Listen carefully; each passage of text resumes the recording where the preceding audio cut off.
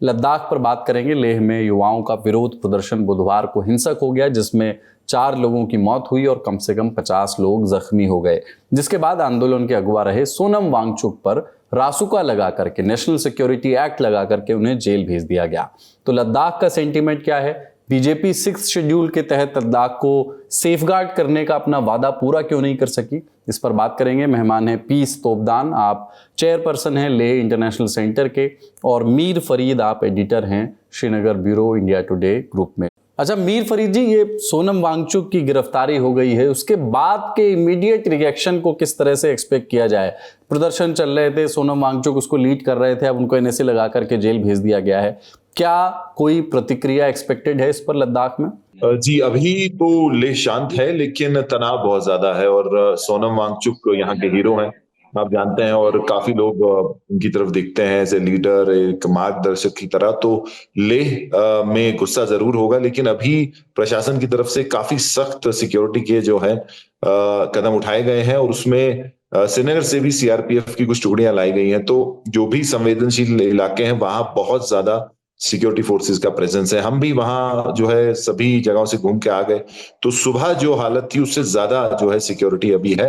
और अगर सोनम वांगचुक की अगर आप बात करें, तो अभी हमारे सूत्र कह रहे हैं उनको एयरपोर्ट ले जाया गया है, और उसके बाद जो है उनको बाहर शिफ्ट किया जा सकता है। दिल्ली का नाम आ रहा है, लेकिन अभी पुष्टि नहीं हुई है कि उनको दिल्ली ले जाएगा जाएगा या कहीं और। इससे पहले भी जो नेशनल सिक्योरिटी एक्ट के तहत लोगों को जो जिन पे स्लैप किया है, तो हमने देखा है कि जो इम्पोर्टेंट ऐसे लोग होते हैं उनको अपने जो इलाके से दूर ले जाया जाता है सिक्योरिटी रीजंस की वजह से। इसमें भी वही लग रहा है, लेकिन अभी प्रशासन जो है कोई चांस नहीं लेना चाहता, इसीलिए काफी सख्त सिक्योरिटी के इंतजाम है। और ऐसा लग रहा है कि अभी 1-2 दिन तक ऐसा ही रहेगा, जब तक पूरी तरह वो आश्वस्त नहीं होते कि कोई गड़बड़ नहीं होगी। लेकिन लेह में अगर आप ग्राउंड सेंटिमेंट की बात करें तो गुस्सा काफी है।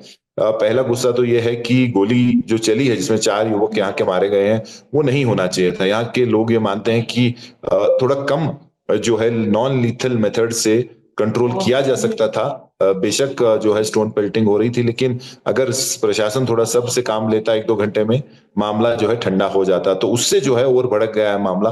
और उसके बाद दूसरा जो यहाँ बात हमें दिखी, वो जो जिन लोगों को डिटेन किया है, तकरीबन 90 युवकों को डिटेन किया है वायलेंस से रिलेटेड जो केस है, और उसमें लोग ये कह रहे हैं कि जहां कुछ लोग जरूर उसमें मुलविस जो है उनको पकड़ा गया है, ज्यादा ऐसे भी हैं जिनको जो बेगुनाह है, जो वहां वीडियो उठा रहे थे या आसपास थे, तो उनको दबोचा है, तो उनको छोड़ने की मांग भी है। तो कई एंगल से जो है गुस्सा काफी है, इसीलिए ऐसा लग नहीं रहा कि अभी जो कर्फ्यू रिस्ट्रिक्शन है उठेंगी।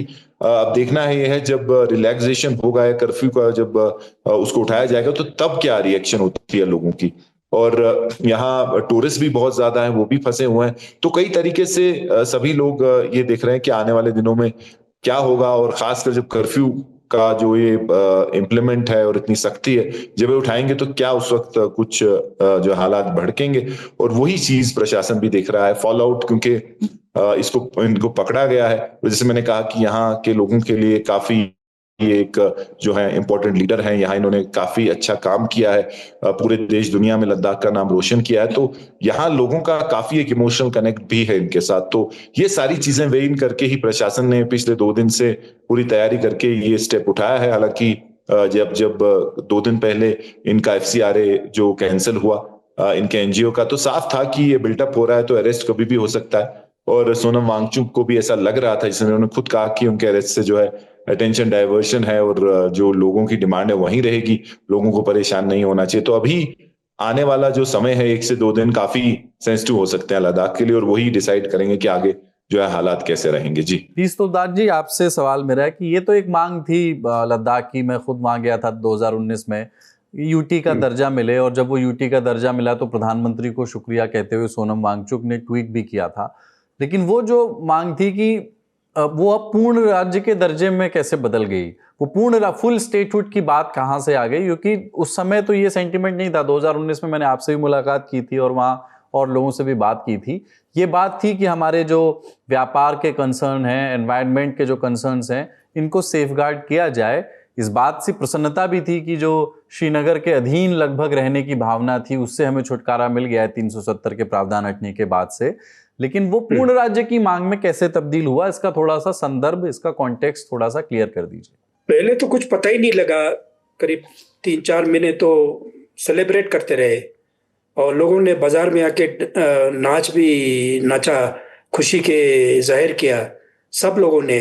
सिर्फ कारगिल के जो शिया मुस्लिम्स है वो दुखी मना रहे थे कि नहीं, हमको कश्मीर से अलग कर दिया, हमको तो कश्मीर के साथ रहना है, हम तो ये लद्दाख वालों के साथ यूटी ज्वाइन नहीं करेंगे, इस तरह की बातें थे। लेकिन समय बीतने के बाद ये पता लगा, जबकि ये सारा जो यूफोरिया कहते हैं जो खत्म हो गया, तो लोगों को लगा यार ये तो हमारे जितने भी ये जो पावर थे, लेजिस्लेटिव पावर, मतलब जब जम्मू कश्मीर का हिस्सा था तो 4 एमएलए जाते थे यहाँ से JNK असेंबली में, वो मंत्री बनते थे और बड़े बड़े मंत्री, क्योंकि 4 ही होते थे, 4 में से 2 तो मंत्री बनते थे और 2 को कहीं और जगह फिट हो जाता था, कश्मीरी चालाक होते थे तो खुश करके रखते थे।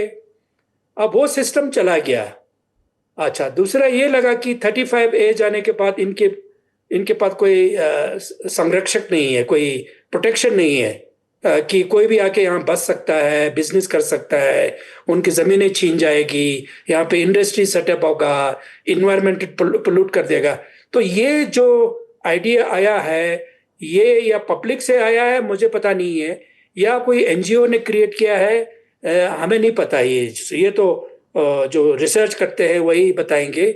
लेकिन ये सच है कि कुछ महीने के बाद ही ये फीलिंग आ चुका था कि भाई ये तो बड़ा गलत चीज हुआ है, यूटी से तो कोई हमके फायदा नहीं है, इसमें कोई लेजिस्लेशन नहीं है, हमारा कोई असेंबली नहीं होगा, पावर नहीं होगा, और जो वहां से गवर्नर आएंगे दिल्ली से वो तो किसी का सुनेगा नहीं, सारा पावर वो छीन लेंगे। तो एक इनका अपना एक लोकल काउंसिल भी था, हिल काउंसिल, वो 2 काउंसिल, एक करगिल में और लेह में, उनको भी लगा कि पावर किसके हाथ में चला गया। आप पावर जब नेचुरली जब वो गवर्नर साहब अपना सिस्टम लेके आए थे, ब्यूरोक्रेसी, बहुत सारे पावर उनके पास शिफ्ट हो गया। तो ये अपने आप को क्या कहता है, डिसएम्पावरमेंट जैसा कुछ हो गया कि हमारे से कुछ छीन लिया गया है। ये सच भी हो सकता है, लेकिन मुझे नहीं लगता है कि ये कोई सोची हुई बात थे या कोई सडनली कहाँ से ये आइडिया क्रिएट किया था। ये तो गवर्नमेंट एजेंसीज को ज़्यादा पता होगा। मैं तो इंटरनेशनल अफेयर्स का बंदा हूँ, मुझे लद्दाख के पॉलिटिक्स से कोई लेना देना है ही नहीं है। पता नहीं आप लोग टीवी वाले मेरे से पूछते हैं, मैं तो डिप्लोमेसी पे अपना एक्सपर्टीज रखता हूँ। जी, मुझे मालूम है आप फॉर्मर एम्बेसडर हैं, आप रहे हैं, लेकिन चूंकि आप लद्दाख में रहते हैं, बहुत कम हमको फॉरेन सर्विस में ऑफिसर्स मिले हैं वहाँ से, तो एक इन जनरल एक परसेप्शन तो आपने देखा ही है। मैं आपसे राजनीति पे नहीं, एक इन जनरल परसेप्शन पर ही बात कर रहा हूँ। थोड़ा सा वहाँ के जो बिजनेस वहाँ जो होते हैं, जो टूरिज्म पे डिपेंडेंट है लेह और लद्दाख की इकॉनमी और भी अन्य चीज़ों पे, पर उसमें टूरिज्म एक बहुत बड़ा रोल है।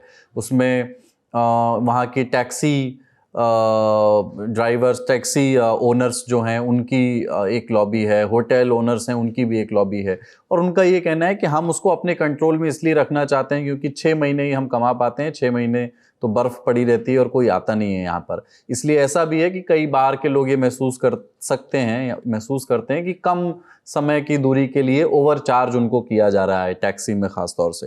क्या इस तरह के जो प्रोटेस्ट हैं ये बिजनेस इंटरेस्ट से भी ड्रिवन होते हुए दिखते हैं आपको कि टैक्सी लॉबी भी चाहती है कि बाहर से लोग ना आए, वरना वो जो बड़ी कंपनीज आएंगी और ओला और ऊबर जैसी कंपनीज, तो उनसे डील करना, क्योंकि वो अपने प्राइस को लो कर सकती हैं, रख सकती हैं, लोकल प्लेयर्स के लिए इजी नहीं होगा। सेम चीज़ जो है वो होटल ओनर्स के लिए भी है। तो पूर्ण राज्य का दर्जा मिले और 6 शेड्यूल के तहत सेफ गार्ड हो जाए तो बिजनेस इंटरेस्ट सबसे ज्यादा सेफ गार्ड हो जाएंगे। ये तो भारतवर्ष में हर जगह होता है। बॉम्बे में आप जाएंगे तो बिहारियों को तंग करते हैं, वो कहते हैं यहाँ क्यों आ रहे। तो ये हर जगह है, पंजाब में होगा, कश्मीर में होगा। तो लद्दाख एक छोटी सी जगह पे, यहाँ पे जो कुछ भी होता है, क्योंकि ये छोटी सी जगह है, इम्पैक्ट बड़ा होता है इसका, क्योंकि वो हाईलाइट हो जाता है एक छोटी सी चीज को। आप दिल्ली वगैरह में आप इस तरह का कुछ करेंगे तो पता ही नहीं लगेगा कि 10 जगह पे अनशन हो रहा है, जनपद पे हो रहा है, शाहीन बाग पे हो रहा है, कहीं हो रहा है, किधर हो रहा है, तो इन चीज़ों को लोगों के नज़र में नहीं आता है। लेह में एक टैक्सी को पत्थर मार दिया या टैक्सी वाले ने किसी कुछ कर दिया तो उसका जो है मैग्नीफाई हो जाता है पूरे देश में और लद्दाख को बदनाम करने की कोशिश होता है। लेकिन ये जो नेटिविज्म है, ये जो अपनी एक जगह की जो इनसिक्योरिटी जैसा है, वो तो कॉमन है, हर जगह है, क्योंकि लद्दाख एक छोटी जगह है, इनसिक्योरिटी ज़्यादा होता है। बड़े जगहों पे, बड़े शहरों में इनसिक्योरिटी नहीं होता है। कितने यूपी से और हरियाणा से गाड़ी दिल्ली की तरफ आएगा, दिल्ली वालों को कुछ फर्क पड़ता ही नहीं है। आपने देखा होगा नोएडा के गाड़ियाँ, आपके जो गुड़गांव के गाड़ियाँ, हरियाणा के गाड़ियाँ दिल्ली के सड़क पे चलता है, तो दिल्ली वाले कुछ बोलते हैं? तो क्योंकि वो उसको संभाल लेते हैं या एब्जॉर्ब कर लेते हैं छोटे छोटे इश्यूज को। यहाँ पे एब्जॉर्ब करना बड़ा मुश्किल है। एक छोटी सी जगह पे एब्जॉर्प्शन कैपेसिटी नहीं होता, आउटबर्स्ट, इमोशनल आउटबर्स्ट हो जाता है। तो एक तो ये है। बिजनेस का तो यही है कि देखिए, अब ये जो कुछ भी ये लोग मांग रहे हैं, प्रोटेक्शन, सेफ गार्ड और ये है वो है, तो पता नहीं, ये एक बड़ी डिबेटेबल चीज़ है कि अगर भारत का हिस्सा हो, डेमोक्रेसी का एक हिस्सा हो, नेशनल एक हिस्सा हो, आपके पैसे दिल्ली से आते हैं, हर जगह से एक ही आपके इंटीग्रेटेड है, आपके इकोनॉमिक सप्लाई चेन जो है, चाहे लद्दाख हो, चाहे अंडमान निकोबार हो, एक ही सप्लाई चेन होता है, चाहे वो आपके चावल आए, दाल आए, कुछ भी आए, तो एक कॉमन अपना एक देश में एक मार्केट है। लेकिन ये जो नेटिव प्रोटेक्शनिस्ट माइंडसेट होता है, ये होता है, लेकिन इसके लिए भी कुछ सोचा जा सकता है। लेकिन गवर्नमेंट इस चीज़ों पे जो कुछ ज़्यादा देते नहीं है कि किस तरह इन चीज़ों को बैलेंस किया जाए। ठीक है, लद्दाखी अपने कंसर्न्स है, चाहे वो टैक्सी वाला हो, चाहे होटल वाला हो। ये सच है कि अगर ताज होटल ऑफ चेन यहाँ आके 500 कमरों का एक होटल खोल देंगे तो सारे इंडस्ट्री ठप हो जाएगा यहाँ के। तो लेकिन उसके भी तरीके हैं कि टाटा और बिरला को यहाँ आने का कोई रोक नहीं है, लेकिन वो 20 कमरे से ज़्यादा होटल नहीं बना सकते हैं। तो वो शायद इस तरह का एक थिंकिंग आ सकता है। उसके लिए एक्सपर्टीज चाहिए, आपका एक ब्रेन चाहिए, आपका एक स्किल चाहिए, ब्यूरोक्रेसी चाहिए। ये सरकार किसी को पूछते ही नहीं है। मैं समझता हूँ कि अभी भी देर नहीं है इसको, ये बड़ी चीज़ नहीं है जो कुछ हुआ है, जो कल हुआ है या परसों हुआ है। तो ये Ladakhis are not like that by nature. वो शांत वाले लोग हैं, लेकिन कहीं ना कहीं मैसअप हुआ है। मैं नहीं कहता हूँ कि कुछ आंदोलन जीवी जो यहाँ पे हैं उनका ही एक गलती है या सरकार की गलती है। सर एक बात बताइए कि मुझे याद है, मतलब मैं थोड़ा आम सेंटिमेंट की बात कर रहा हूँ। आप कह रहे हैं मुझे पता नहीं इसमें एनजीओ की क्या भूमिका है, आम लद्दाखी शांत होता है। मैं आम लद्दाखियों से मिला, मैं इस बात से सहमत हूँ कि आम लद्दाखी शांत ही हैं आमतौर पर। लेकिन ये जो एपेक्स बॉडी थी जिसने ये प्रोटेस्ट अगुवाई, जिसने ये कॉल किया प्रोटेस्ट, जिसमें सोनम वांगचुक जिसको लीड कर रहे थे, इसमें तो लद्दाख बुद्धिस्ट एसोसिएशन LBA भी शामिल है। और LBA वहाँ लेह लद्दाख में बुद्धिस्ट का सबसे बड़ा और सबसे पावरफुल संगठन है। और सिर्फ इतना ही नहीं, एक पॉलिटिकल कॉन्ट्राडिक्शन भी इसमें दिखता है, क्योंकि LBA लॉन्च पैड रहा है भारतीय जनता पार्टी के नेताओं के लिए। बीजेपी के पहले सांसद थुप्स्तान छेवांग वहाँ से बने, वो LBA से ही कांग्रेस में आए और कांग्रेस से भारतीय जनता पार्टी में आए और सांसद बने। उसके बाद उनके PA जमयांग सेरिंग नामग्याल वो बने, और उसके बाद भी LBA के, इसके पहले भी PT कुंजांग थे प्रेसिडेंट LBA के, वो भी भारतीय जनता पार्टी में चले गए। तो ऐसे में थोड़ा सा मैं ये समझना चाहता हूँ कि LBA की भूमिका, लद्दाख बुद्धिस्ट एसोसिएशन की भूमिका, जिनके पदाधिकारियों को राष्ट्रीय स्वयंसेवक संघ अपने कार्यक्रमों में भी बुलाता रहा है लद्दाख में, इस प्रोटेस्ट में कितनी अग्रेसिव है या नहीं है? क्योंकि वो जो भूमिका है, क्या वो आम मास लद्दाख के आम नागरिक की भूमिका के प्रतिनिधित्व कर सकते हैं या नहीं LBA? देखिए, ऑफिशियली तो ये एक NGO है, नॉन प्रॉफिट, एक सोशो कल्चरल एक आउटफिट है जो रजिस्टर्ड किया है गवर्नमेंट के अंदर। ये 1950 से चल रहा है, या शायद उससे पहले कुछ और कहते थे, यंग बुद्धिस्ट एसोसिएशन कुछ कहते थे। लेकिन जो भी लद्दाख बुद्धिस्ट एसोसिएशन जब से बना है, 50s में बना है, शायद 51 to 53 में बना होगा। तो कहने को तो एक सोशल ऑर्गेनाइजेशन है, लेकिन जिस तरह से ये इवॉल्व हुआ है, ये ऑलमोस्ट एक सोशो पॉलिटिकल जैसा कुछ हो गया है। ये एक रैलिंग पॉइंट बन गया है, एक जगह पे जहाँ पे हर कोई इकट्ठे हो जाते हैं। मैं नहीं कहता हूँ कि एलबीए कोई नेफेरियस एक्टिविटीज में इन्वॉल्व है, क्योंकि वहां भी कोई ऐसा कोई सीधी सादी कोई चार्टर नहीं है। जब वो कभी तो आप जैसे आप कह रहे थे बीजेपी को प्रोड्यूस किया, कभी कांग्रेस को प्लेटफॉर्म दे दिया। जरूरी ये नहीं है कि एक चार्टर के थ्रू चले। कुछ प्रेसिडेंट थोड़ा क्या कहते हैं वो हार्ड लाइनर होते हैं, कुछ प्रेसिडेंट जो लीडर वहाँ लीड करते हैं वो थोड़ा सॉफ्ट लाइनर होते हैं। तो डिपेंडिंग ऑन, अब जैसे पीटी कुंजंग आप कह रहे थे वो उतना हार्ड लाइनर नहीं था। तो अभी पता नहीं कौन है, मैं तो नहीं जानता हूँ एलबीए के प्रेसिडेंट को, मैं तो वहाँ जाता भी नहीं हूँ ना, हमें बुलाते भी नहीं है। लेकिन यही है कि उनकी अपने एक थिंकिंग है। वो बहुत सारे इश्यूज में वो इन्वॉल्व हैं, लोकल इश्यूज में हैं। लेकिन कोई दर्शन या जो आप कहते हो फिलोसॉफिकल कोई डिबेट या ऐसा में नहीं है। वो कुछ कभी बुद्धिस्ट इवेंट ऑर्गेनाइज करते हैं, जैसे बुद्ध पूर्णिमा करते हैं, कुछ बड़े बड़े गुरुजी उनका बर्थडे मनाते हैं। इस तरह का तो मैंने देखा है सोशल मीडिया पे। ठीक है sir, thank you so much for your time. इस आंदोलन से, इस प्रदर्शन से जो 4 मांगे सामने आई, उसमें एक नौकरियों को लेकर के भी है। क्या जम्मू कश्मीर के अंदर रहते हुए भी लद्दाखियों को सरकारी नौकरी नहीं मिली? और प्राइवेट नौकरी की बात करें तो क्या उस तरह से वहाँ इंडस्ट्री डेवलप ही नहीं हुई कि प्राइवेट नौकरी के अवसर हों, और टूरिज्म पर ही ज़्यादा निर्भरता है? काफी छोटा एक कल्चरली काफी रिच इलाका है और यहाँ की अपनी एक जो है मान्यताएं हैं। तो लोगों को ऐसा लग रहा था कि जो ट्राइबल स्टेटस है 6 शेड्यूल के तहत, तो वो डिजर्व करते हैं वो। और एक ये भी उनको लगा कि 4 साल में कई लोग यहाँ प्रॉपर्टी खरीदने आ गए, कई बाहर की इन्वेस्टमेंट्स आ रही हैं, होटल बन रहे हैं। तो उनको ऐसा लगा कि कहीं जो यहाँ के जो लोकल लोग हैं उनका रिसोर्सेज छीना जा रहा है, उनका जो हक है वो छीना जा रहा है। तो वो धीरे धीरे जो सेंटिमेंट है वो बढ़ता गया। पिछले 3-4 साल में हालांकि पीसफुल रहा, कई राउंड जो है बातचीत के हुए केंद्र सरकार के साथ, एमएचए के साथ। लेकिन अब इनको ऐसा लग रहा है कि सरकार जो है टाइम पास कर रही है, मतलब सरकार सीरियस नहीं है। जो उन्होंने बीजेपी सरकार ने वादे किए थे, चाहे 6 शेड्यूल हो या फिर स्टेटहुड हो, और सेल्फ गवर्नेंस की बात हुई थी कि यहाँ के जो चुने लोग हैं वही यहाँ गवर्न करेंगे, तो वहां ऐसा लग रहा है कि सीरियस नहीं है। और वही बात जो है, जब सोनम वांगचुक ने 15 दिन की जो भूख हड़ताल शुरू की, तो वही एक डेस्परेशन थी कि जो बातचीत का एक राउंड पे राउंड चल रहे हैं, तो कहीं कोई फैसला, कोई जो है उसमें निकल के कुछ आ नहीं रहा है। तो लोग भी यहाँ उस चीज को लेकर परेशान थे और वही फूटा। लेकिन वायलेंस इतनी होगी कोई सोच नहीं सकता था, क्योंकि लद्दाख में शायद 1989 में पिछली बार थोड़ी वायलेंस हुई है, लेकिन तब से काफी शांतिपूर्ण इलाका है। यहाँ के लोग जो हैं काफी अमन पसंद है, और वही सब परेशान हो गए कि इतनी ज्यादा वायलेंस क्यों हुई। लेकिन फिर अगर आप यहाँ के नेताओं से बात करें तो वो इसको युवाओं की डेस्परेशन मानते हैं, युवाओं की जो फ्रस्ट्रेशन है सिस्टम के लिए, जो जॉब्स और जो सिक्योरिटी वो चाहते हैं अपनी लैंड की, जॉब की, रिसोर्सिस की, कल्चर की, तो उसके लिए डेस्परेशन है। और वो जो है ऐसा नहीं है कि वो कॉन्स्टिट्यूशन जो है भारत का उसके बाहर मांग रहे हैं। ये सब चीजें जो है कॉन्स्टिट्यूशन के अंदर है और एक भारतीय होने के नाते वो मांग रहे हैं। तो वो भी गुस्सा है। अब जो है सरकार इस वक्त कोशिश तो कर रही है कि दोबारा जो चैनल्स ऑफ कम्युनिकेशन शुरू हो, बातचीत जो है हो, और शायद कल 7 मेंबर एक टीम जो है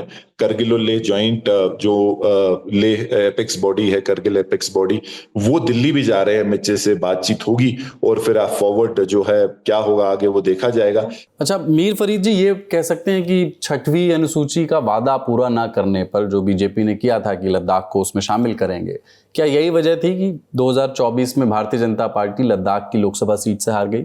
जी बिल्कुल, बीजेपी के खिलाफ गुस्सा बहुत ज्यादा है। अगर आप परसों के प्रोटेस्ट भी देखें तो एक काफी इंपॉर्टेंट इंसिडेंट हुआ था जहां बीजेपी के ऑफिस पे भी अटैक हुआ और वहां तोड़फोड़ हुई, उसको जलाया गया और वहां तिरंगे को हाथ नहीं लगाया गया। अगर आप उस विजुअल्स में देखेंगे तो तिरंगा बिल्कुल किसी ने छुआ नहीं, लेकिन बीजेपी का जो झंडा था वो नीचे फेंका गया। तो उससे आपको एक सिग्नल मिलता है कि कितना गुस्सा है यहाँ के लोगों में, क्योंकि बीजेपी काफी स्ट्रांग उनकी पॉलिटिकल पोजीशन यहाँ थी, काफी उन्होंने इलेक्शन भी जीते, लेकिन पिछले 4 साल से अब धीरे धीरे जो है वो सपोर्ट गुस्से में बदल रहा है। लोग ये चाहते हैं कि बीजेपी जो वादे किए हैं वो पूरे करे और अगर वो पूरे नहीं करती तो उनका सपोर्ट तो दूर, अब गुस्सा काफी बढ़ रहा है। तो वो एक चीज जरूर है जो भारतीय जनता पार्टी को देखनी होगी, क्योंकि लद्दाख उनका एक स्ट्रांग होल्ड था। पहले कांग्रेस का यहाँ अच्छा करती थी, लेकिन पिछले 10 साल से बीजेपी ने जो है अच्छा किया है। चाहे जो लोकल इलेक्शंस हो, असेंबली इलेक्शन जो इससे पहले हुए थे, हालांकि अब तो ये यूटी विदाउट लेजिस्लेचर है, या जो पार्लियामेंट के इलेक्शन हुए तो बीजेपी अच्छा करी थी। लेकिन अब पिछले इलेक्शंस में भी लोगों ने बीजेपी को जो एक सिग्नल दिया कि गुस्सा है, और अब तो वो फूट भी पड़ा है। तो बीजेपी पॉलिटिकली देखना पड़ेगा बीजेपी को कि वो कैसे इसको करें। हालांकि सरकार के खिलाफ तो एक अलग चीज है कि गुस्सा है जो गवर्नेंस का है, लेकिन पॉलिटिकली भी बीजेपी की बात करें तो गुस्सा काफी है लोगों में, उसमें कोई शक नहीं है। जी शुक्रिया आप सभी का।